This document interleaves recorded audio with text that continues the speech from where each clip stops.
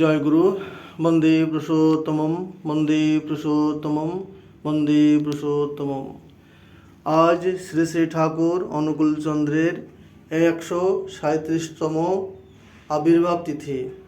1295 সাল 30শে ভাদ্র শরৎকালে শ্রী শ্রী ঠাকুর অনুকূলচন্দ্র পাবনা জেলায় হিমায়তপুর গ্রামে আবির্ভূত হয়েছিলেন।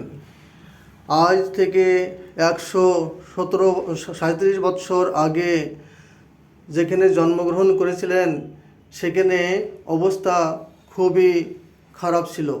সেখানকার লোকজন এত খারাপ ছিল যা কিনা ভাষায় বর্ণনা করা অসম্ভব।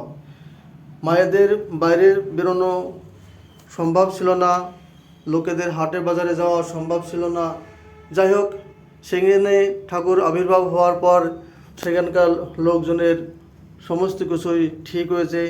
আর ঠাকুরকে ধরে লোকে জীবনের উন্নতি করেছে, সব কিছু হয়েছে। আজ তাই ঠাকুরের সেই পূর্ণ 137তম আবির্ভাব তিথি উদযাপন সমস্ত জায়গাতেই হচ্ছে। তাই আমরাও আমাদের শ্রদ্ধা অনুসারে যতটুকু পারি ততটুকু করলাম।